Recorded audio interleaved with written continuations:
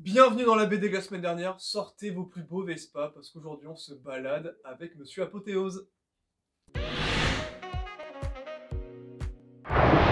Monsieur Apothéose, c'est une bande dessinée avec au scénario Julien Frey, au dessin David dans la collection Vent d'Ouest. Mais qui j'entends? Axel qui sera en canapé noir pour nous parler de cette bande dessinée? Oh, il a coupé le moteur, on l'écoute tout de suite! Donc cette BD, le résumé il est très facile. On va suivre les aventures de Théo Apothéose. Et en fait, Théo, il est persuadé que, en fait, il y a une malédiction sur sa famille et que ce nom de famille porte malheur. Car son père avant lui, il lui arrivait des grosses couacs, son grand-père avant lui, et ainsi de suite, et ainsi de suite, et ainsi de suite. Et du coup, par peur qu'il lui arrive la même chose, de peur de mener des projets qui vont forcément aboutir par une grosse catastrophe, qui est souvent la mort, il décide de végéter, de rien faire. Sauf qu'un jour, il fait la rencontre d'un écrivain, et c'est le début d'une amitié un peu étrange et un peu cool. Je ne sais pas faire de roue arrière. Et vous? C'est une question à laquelle on répondra plus tard. Mais en attendant, on va se demander pourquoi Axel a kiffé cette bande dessinée. Et on l'écoute tout de suite. Alors j'ai aimé le scénario de Julien Frey, voilà. J'aime beaucoup ce qu'il nous raconte. Pour utiliser des mots faciles et une expression un peu simple et un peu cliché, mais qui je trouve résume très très bien cet album, bah c'est la vie en fait. La vie les gars.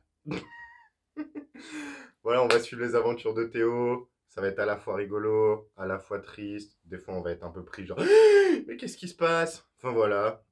Il nous raconte une tranche de vie, tout simplement. Mais un peu décalé, donc un peu cool.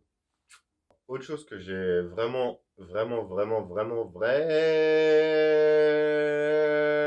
beaucoup aimé dans cette bande dessinée, c'est le fait que ça prenne son temps. En fait, il va y avoir des longues pages où il se passera rien et à la fois tout en fait.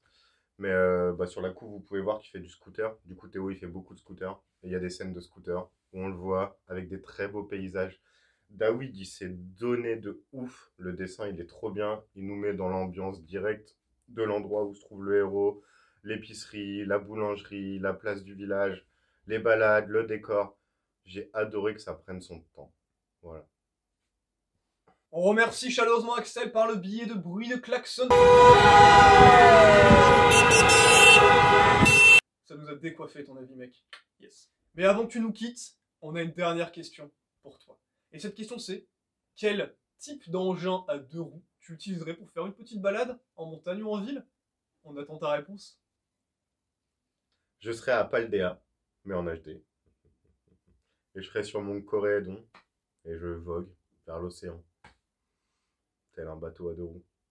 Un pédalo, en fait. Bon, en fait, je suis un putain de pédalo. Je galère. Merci à tous les amoureux et amoureuses de la bande dessinée ou des véhicules à deux roues. Merci d'avoir maté la vidéo. N'hésitez pas à partager, à vous abonner. Et on se dit à dans 2 semaines prochaines.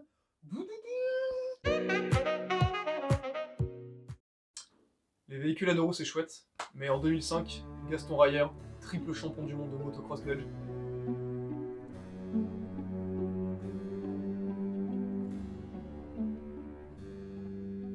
nous a quitté d'un cancer. Donc ça n'a rien à voir avec les accidents. Roulez à balle, les gars!